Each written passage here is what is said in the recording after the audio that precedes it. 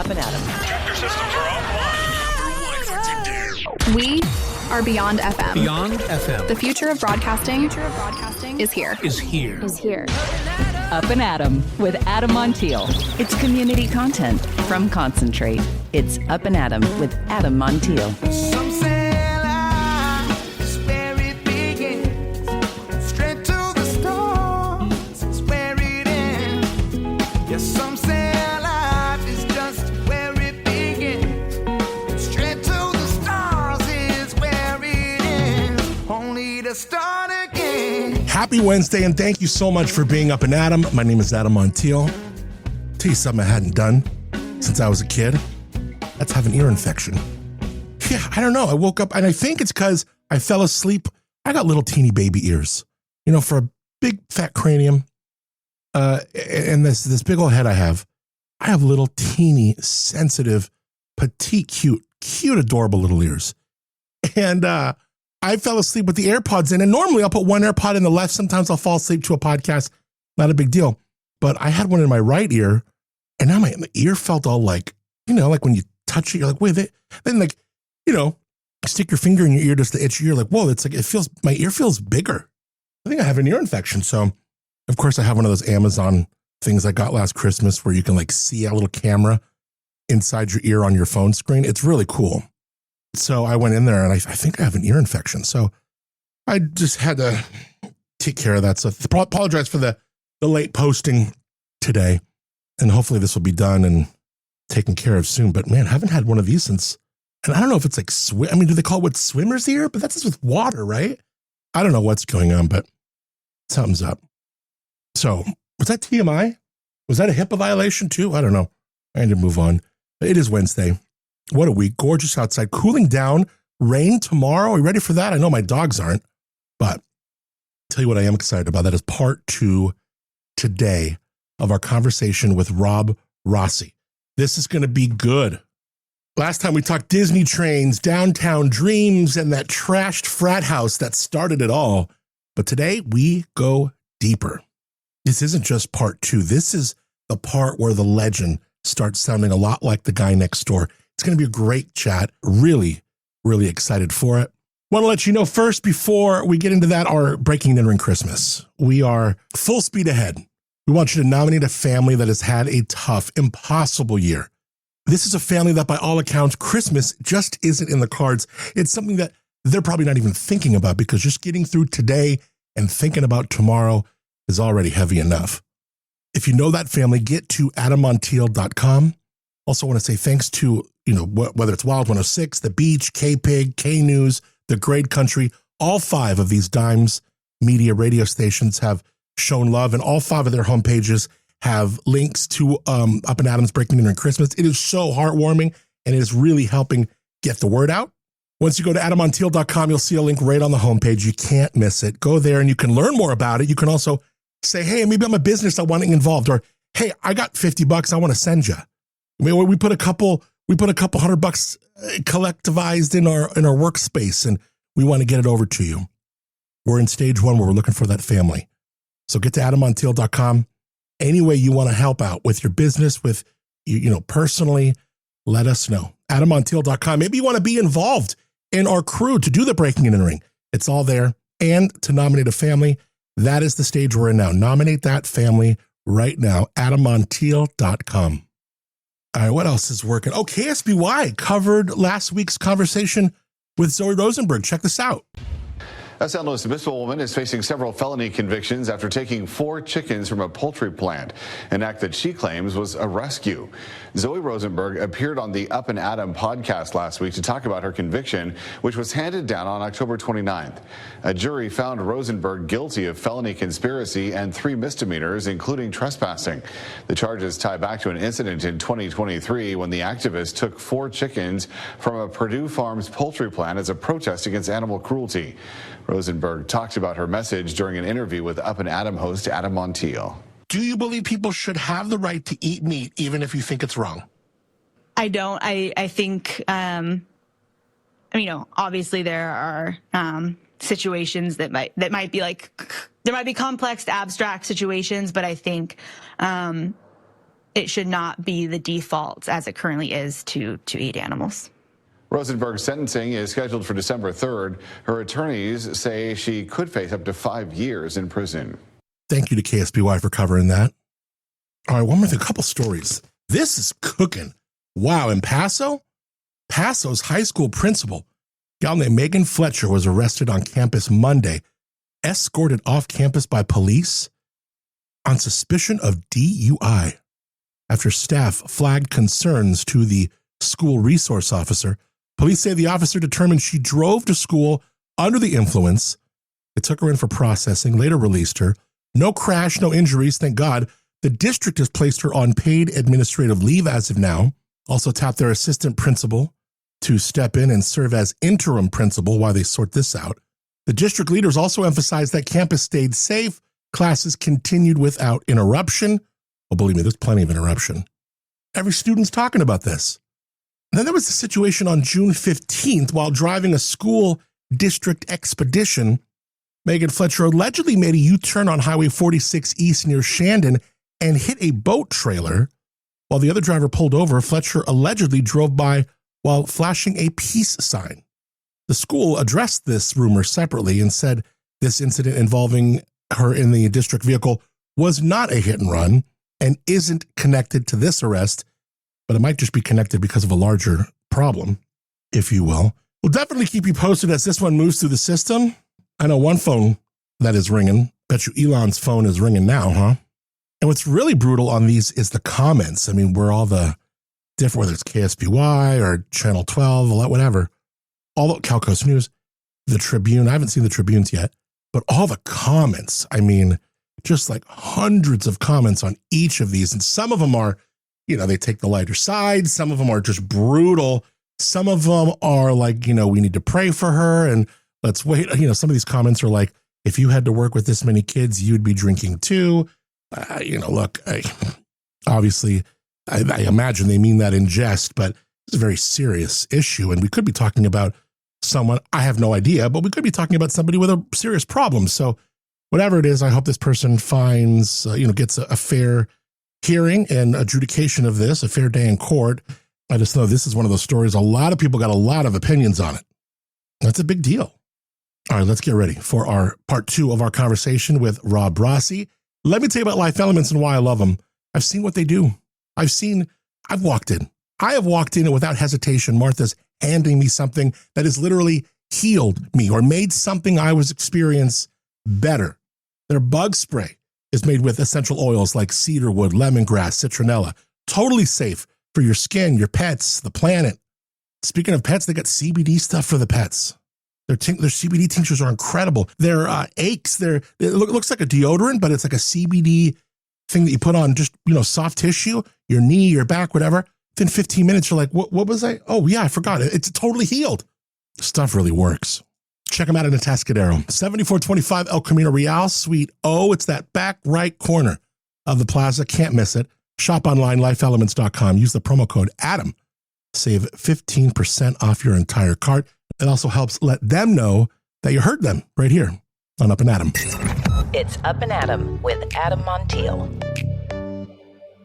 All right, if you caught part 1, we met the developer, the architect with the Disney trains in his backyard, the guy who turned a trashed frat house into a life of legacy, deeds, and SoCal history. But today in part 2, things get even more personal. Ask him about some stories that I've heard about him. Are they true? We're talking about maybe the project that got away. We get into identity, regret, success, and what it feels like to be seen as the guy who owns everything. And through it all, you're going to hear what makes Rob Rossi more than just a developer. This isn't about looking at his projects. It's looking at the man behind them. Part 2 starts now. So you've ridden the highs of $1 million deals and the lows of probably default notices and drama. What's your headspace when it gets real hard? Well, it can get real hard real easy. I think, you keep your head about you and be forthright. And we can't change, certain realities. I mean, if the economy is going down the drain, I'd like the wine business right now. I see the wine business in multiple sections. The vineyard is the toughest because nobody wants the fruit. Once you make it into wine, if you got a market, you can sell it. But probably more importantly, or equally important, is the lifestyle, recreational part of it, where it's overnight stays, weddings, and that.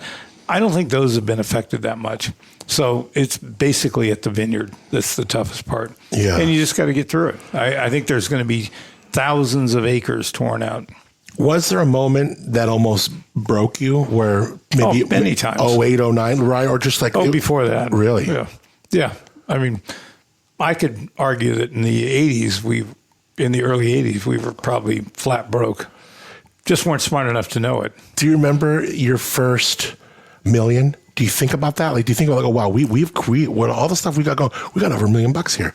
Or do you remember the first time your situation just clicked a little differently where, wow, this is another level? I think that fraternity house was a pivotal thing. That was the first time that we went from having a little cash instead of just having a TV and a couch and a bed. When it comes to those times of like exercising that, flexing that resilience muscle, right? What do you lean on? Do you lean on your past, things your mom and dad taught you, just struggles you've already had? Are there certain things that you lean on now as the man you are when those times of struggle, present themselves to you? Well, I think we learned to cope with difficult situations, but I grew up in a very loving family, and I think that's the best you can have. And hopefully we've done that with our kids and our grandkids, because I think that will carry them forward. But no, I think that it's funny. I started building banks in my early days thinking, this is bulletproof. A bank's going to stay in business. 5 years later, they all go broke. Right. And I had all these empty banks. I thought, well, that wasn't the best strategy. So you learn. And we diversify. So we try to spread out our risk. What is the biggest pain in the ass property you have? One that it's always got an issue. It's always got drama. If one thing is going to give you an email to make you go, ugh, it's going to be that property. What's funny, Avila has been a mixed bag. I think it's oftentimes been our best, and we love it, and we love the community around it. But there are people that have moved there that don't like the concerts, and I understand that. And so that's been an Achilles heel on it for a while. I think we've done now, I think we're going on 600 shows since we've been doing them 40-some years ago, and people before us did some. We've had Sheryl Crow and ZZ Top and like the slow Jack symphony. Johnson. It's amazing. We do the symphony every year. During the oil cleanup in Avila, we made a deal with the symphony to keep them there for forever. And so we enjoy the music. Not everybody likes the same music. We've had people say, why isn't it country western, or why isn't it in symphony? But that's taste. Now, let's say somebody wants to call the venue up and book a big country act there. Can they? Oh, sure. Yes, you can book wherever you want there. Yep. No, we've had, EDM with Tiesta. Right. We've had Jack Johnson. We've had the Eagles, half of the Eagles, Bonnie Raitt. We've had a real great collection. And it's been a fun, I hate to call it a sideline, but it isn't our business. It's just something we accommodate. It feels like once you get up in that like crazy level, are there businesses that, people always use the term, and don't take this the wrong way, like, oh, it's their shell company, or it's their loss company, or the one they write things off on. When you get that massive and you've got businesses and this and that, and you're moving all this stuff around, are there businesses where you go, okay, yeah, we can afford to take a thing here, it's fine. Like, do people really create businesses knowing that they might just suck? I don't think so. Yeah. We try to we've operated off of the premise that if we're making money, share it with the community. And we've done it through nonprofits, both ours that we've been involved with and started, and through third-party nonprofits. Yeah. And we host events for them at the ranch and at Avila. And I think it's been a fruitful outcome. We used to do hospice, and I think we raised over $500,000 for hospice. So, what's a project that you poured your soul into and thought, man, no one's going to really get what this meant to me? I don't know exactly that this one fits that, but we bought the Granada Theater in downtown Santa Barbara in 2001. Oh, did you? Did you own that? Well, I did. Yeah. And oh, damn. Mike Tobes, who is our banker, asked me if I'd consider doing the Performing Arts Center in it. And finally, we worked out an arrangement, and we cut the building in half, and I kept the high rise, and we donated the theater portion to the Performing Arts Group, and they built that. And they just had the 100th anniversary last year, and it was nice of them to invite us, and it was fun, and seeing all the people we worked on it with. And that was one of those projects that was very complex. It had its ups and downs. It had a great group of supporters, and so you knew it was going to get there. It just wasn't a straight line. Right.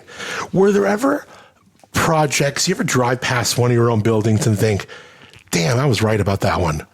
Oh, sure. Yeah. I kick myself all the time. So even some of them sort of the opposite. So some you go like, you drive past somebody and you go, who let me do that? I've done that too. Really? Yeah. I heard a story where you said to a friend, you were looking up at this building and you said to a friend, I've always loved that building. I've always loved it. I should buy it. And your girl says, babe, you own that building. I'm not sure that's totally accurate. You don't think so? I heard it from a reliable source. Yeah. But you know, but it's been interesting because what we do for a business is not always part of what we do as a family. So there are, surprises. When Steve came to work with us 10 years ago, after working for Linda Moubel for 25 years, it was a learning curve because he knew some of it, but he didn't know much of it. And so now he knows all of it, which has been fun. Yeah. No, we've been here 50 years. Yeah. And our involvement has not only been our own properties, but we work with a lot of other people too. So that's one thing. Tom and Jim Copeland, and they were great guys. And your collaboration, I love that you brought that up because it's kind of where I was going to go next. You have some sort of, and I don't know how much you want to talk about this, but some sort of like tech hub incubator up at Santa Margarita Ranch. It didn't mean to be that, but yes. That's kind of what it's evolving into. Tell me what we have brewing up there. And I think I've never heard of this before. Someone had just told me, I'm like, this is something I really want to ask them about. It's funny. Years ago, before I owned the Margarita, I recognized that it had some attributes that most properties don't have. It's a ranch, and it's got all the nature of a ranch, farming and nature, but it also has massive fiber optics and power. So is it because these fiber optics they come into us from the ocean? Railroad. Oh, they go up the railroad, and they all come in from Asia, and they all. Yeah. So we're the hub. Yeah, and I heard. Correct me if I'm wrong. I heard like they come over here, they go to San Francisco, they go to LA, and then they all come here through Los Osos and SLO. Right? We are a hub. Yeah, we're a big hub for energy, and we're a hub for technology, for communications. Yeah. So these companies that we do, Amazon and Honda Research, need that connectivity. They also need some unique spaces because they're testing things that need the wide open spaces. And although some of our tenants are flying unique vertical takeoff and landing craft and other things, they can't do it at the airports. What is going on over there? I don't know. Science fiction. You're talking about vertical takeoffs and landings? What are we talking about? Like Amazon testing their delivery drop-offs there? Oh, we got everybody testing everything. Oh my gosh! Can you take me out there one time and look at sure. it? I'd love to see this. We have companies that build drones. We have companies that shoot down drones. We have drones that are to carry passengers. We have laser companies. We had an airstrip. And so we had a grandfathered in airstrip. And we built some buildings, never dreaming that we would get the type of tenancy that we have. And it's a quiet tenancy because they don't bother anybody. Right. As these ships get bigger and bigger, you'll see them flying around the county. It's going to be a unique thing. And we just happen to have a place that is close to Cal Poly, off of 101, separate from the community, plenty of safety zone. And so it works. Yeah. And they couldn't do any of this at airports. So we're the perfect, and we have our own airport, but it's a closed airport. Yeah. So we can control who comes in and out. And you could see that strip right off of the 101. In fact, that strip was really integral as we just had the Montiel fire, right? I mean, you had people stationed on 6,000 firefighters. What? In camp. Yeah. We had 20 helicopters. You'd see them all lined up. And we had 6,000 people staying out there. Man. And going 24/7. So it worked. We had built some of that infrastructure. This is the fourth time we've had that kind of a thing, but never this large. Yeah. And the fire was heading south, and all of a sudden it swung north. And when it swung north, they went from 1,000 people to 6,000 in a week. Gosh. Was that the scariest one you've seen? The fire wasn't close enough to us, but we watched it. It came up to Pozo. We learned a lot. I mean, the part that was in the National Forest was treated differently than the part that wasn't. And Steve really did the interface with them daily. And I think it worked out well. We learned a lot. We made other corrections to make it better. We had built this complete water system, and that turned out to be a jewel. They had fire trucks, water trucks, everybody taking water 24/7. Wow. So and it proves the system worked too. Yeah. Is it fun as a dad to kind of see, Steve taking on more of the operations and just like, Absolutely. in a way, you're passing, it's freeing you up, but also seeing your son, take on these things that were yours and so tight to you. There's a lot of times that, it feels weird. Sure. But absolutely. Do you struggle letting go a little bit? Oh, sure. Yeah. Yeah, I'm bad at that. Yeah. That's why I'm retired. What do you like as a leader? Are you passive? Are you bossy? Are you strong? Are you assertive? I'm probably assertive. I don't think I'm bossy, though. No. You'd have to ask others. Yeah. No, I try to find ways to get things done with people and places and think it through. So it's been a good life here. You've been in the game a long time, and by this account, you could have moved anywhere. You could have done anything you wanted to do, especially as a lot of business owners like you and people with resources see a lot of the way California does business, and they leave, and you're here. This is awesome. We love you being here. What is something about San Luis Obispo, this county, that just makes you smile, makes you, ignites you? We love this place, and we love the people. I don't even like it when I'm gone too long. So really, yeah, the regulations in California have become overdone, and I think that they're starting to figure that out. And I'll give you an example. Had we ever closed Diablo Canyon, you and I wouldn't be on a recording. Yeah. I mean, there's no power. Right. And I think that's indicative of a lot of these things, and we've just gone too far. Well, even when Daddy Newsom is saying we need to keep Diablo, it's okay. Yeah. You guys, now even he's saying it, we got to keep it. Come on, guys, you've been saying this forever. Yeah. But, and I think, affordable housing is going to be a challenge. But I also believe that, you need to give them a starter home where they can build equity and then move up through the chain, as most of us did. So I don't know. We have problems, but I like it here. Everyone's got that one weird detail that they might obsess over. Tile, color, brick texture, doorknobs. What is something about? Oh, I do that all the time. Is it really? That's a daily task.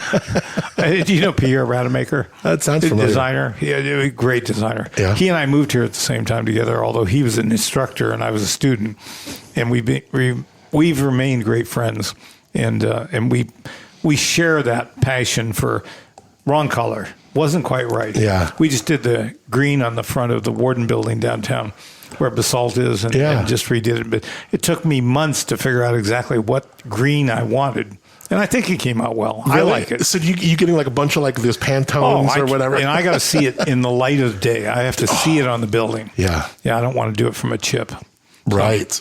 But I'm picky that way. I didn't spend the time trying to fix the building to have it go down the hill with that kind of a detail.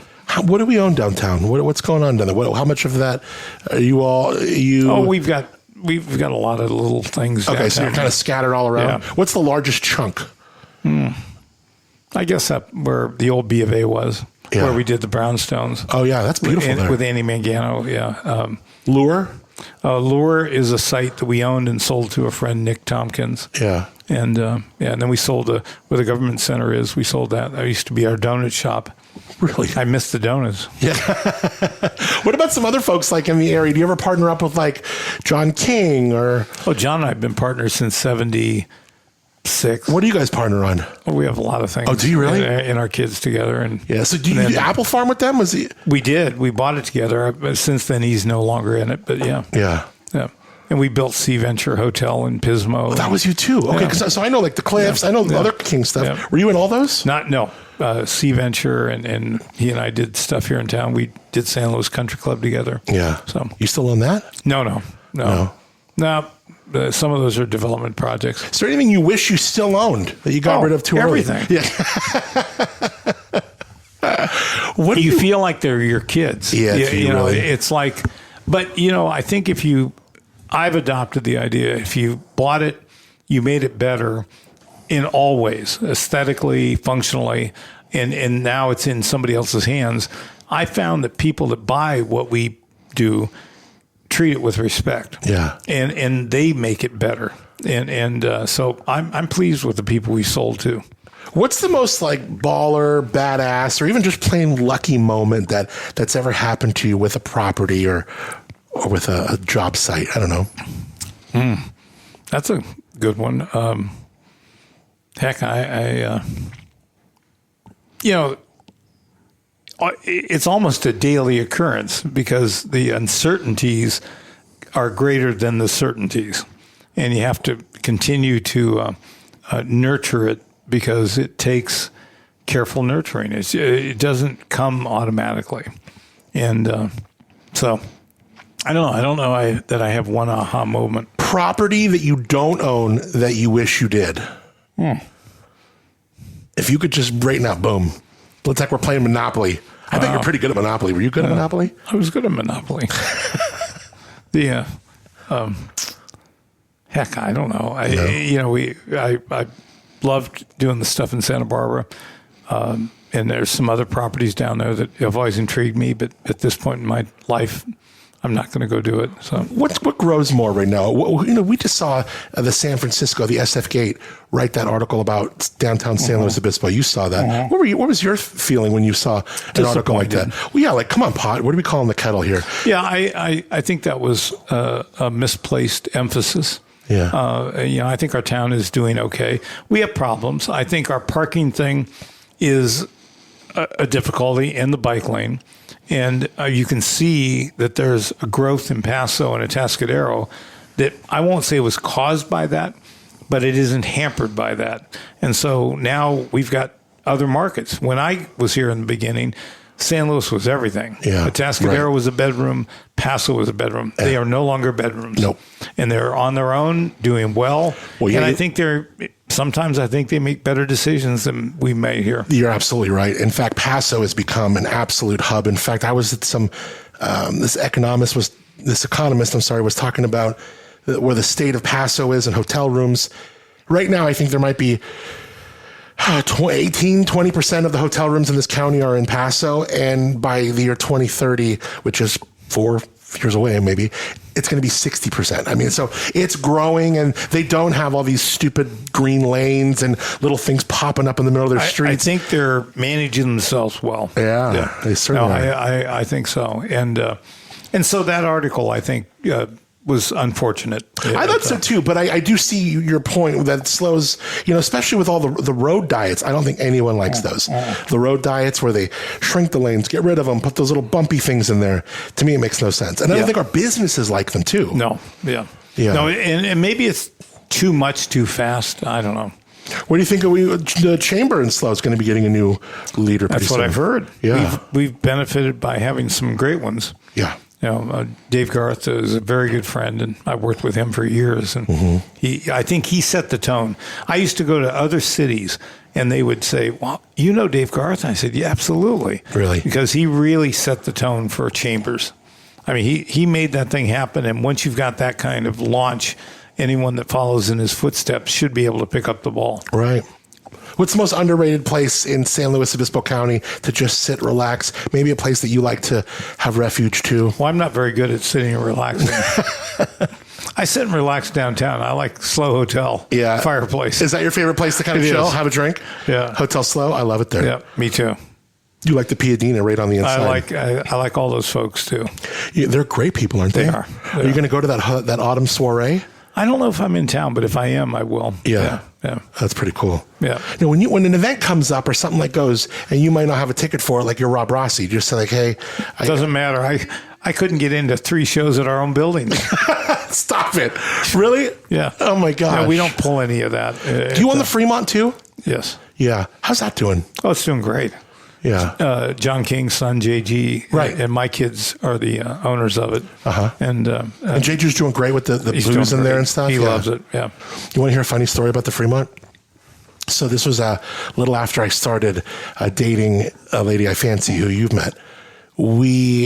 I asked JG. I said, "Hey, I want to do a really special date for her," and it was a date that you had nothing going on at the Fremont, and he let me come in, have dinner on the stage. Oh, how fun.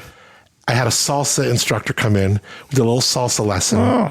And then he left, and then we, got the chance to hang out, and then quietly left, cleaned up, locked up, and nice. It was a really special little date night. Nice. In the Fremont. We like that. There's others at the Fremont and the ranch that have done that, and we really like that. That's kind of fun, yeah. huh? Oh, it is. Yeah. Yeah. Yeah. Yeah, the Fremont's a cool spot. I think was that tough to take those seats out? Let's do more acts. Let's make it less a movie theater. I think it was a blend, and that was more JG than us. Yeah.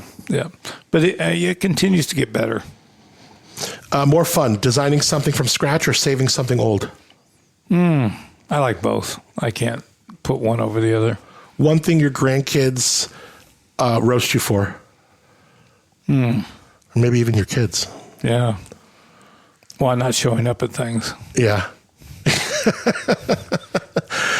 Biggest splurge that you've made that still makes you smile? Oh, I think the trains have become a part of pride. Yeah. I think being able to have them and save them and let them go on to a whole new life.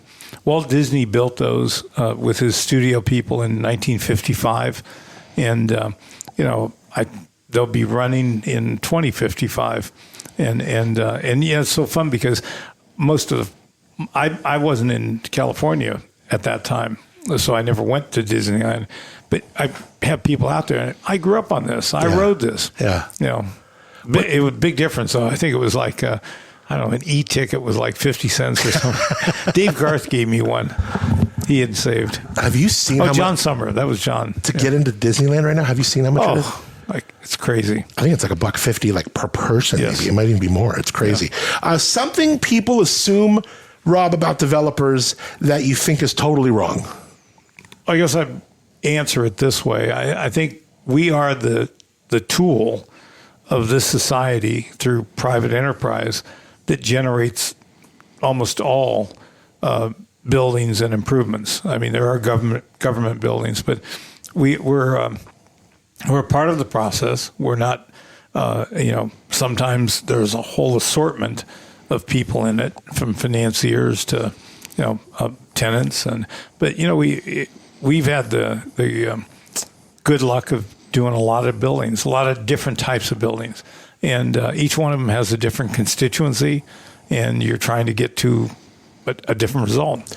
For someone who's in their 20s, for someone who's in their 40s, what are some things about money that you feel have all the tenets that have always really helped you, that you really stand by, you've taught your kids, and you really think that, there were some lessons on finances that I'm still really learning hard in my mid-40s right now, especially with my own business. So, I love being able to pick the brain of someone far smarter like you, and I'm sure listeners are listening going, are there things or tenets that you lean on that have really helped? Or well, we learned by making lots of mistakes. Yeah, we when we started Richmond Rossi Montgomery, which is RRM today, we brought money in and spent it, and didn't have enough left to do the job or pay the bills.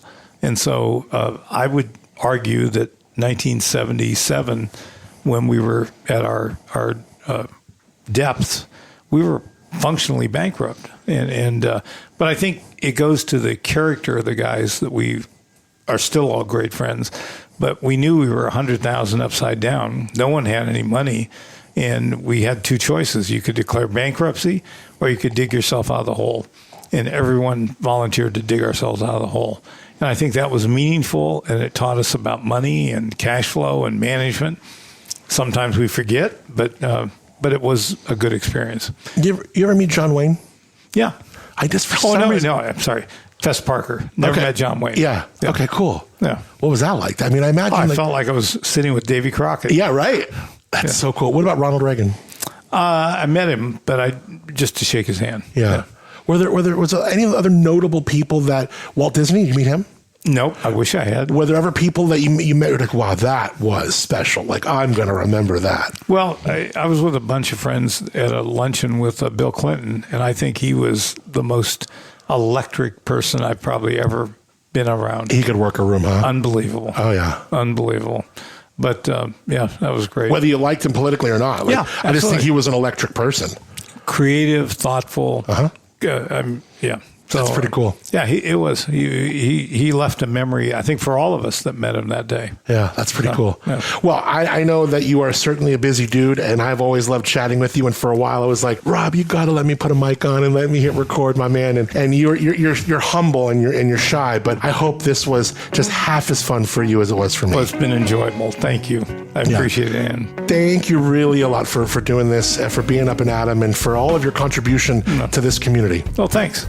See you soon. Some say life is where it begins. Straight to the stars is where it ends. Only to start again. Well, there you go, part 2 with Rob Rossi. Yeah, you can call him an architect, a developer, but after this, you know he is way more than that. He's a guy who's carried big wins, also big losses, who shaped land.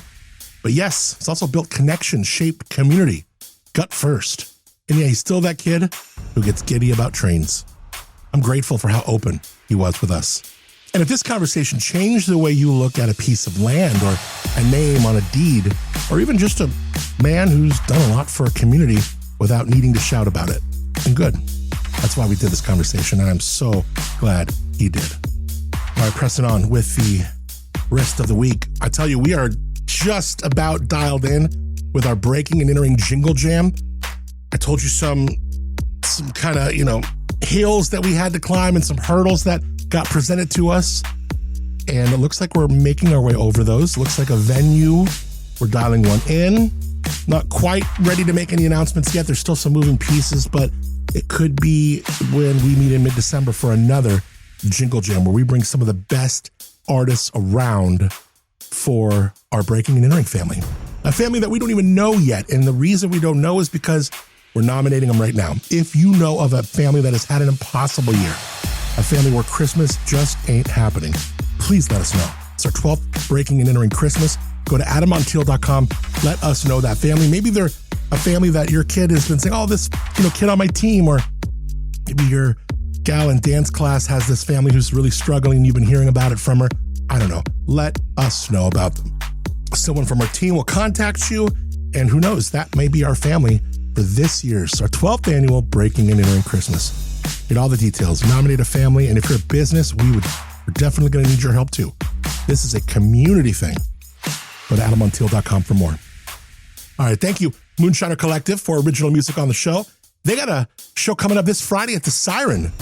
We're going to be giving away some tickets. You can log on to, again, adammontiel.com. Click the Connect tab if you want to check out Dan and the guys, Moonshiner Collective, performing at the Siren this Friday. Also, our thanks to Josh and Chiasa Clapper. They have the beautiful winery Timbre, Timbre. You can taste their world-class wines in the village of Arroyo Grande. And I thank them for the Timbre Lobro Studios. Check out Timbre, TimbreWinery.com. And thank you to you for rating, reviewing, subscribing to the show if you have not, or if you have already. Thank you so much. It really helps others discover what we're doing here in this community. Appreciate you. Till tomorrow, I'm Adam Montiel. Thanks again for being Up and Adam.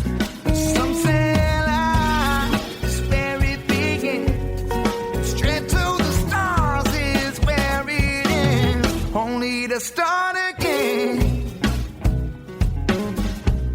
Let's start again. We'll start again. Let's start again.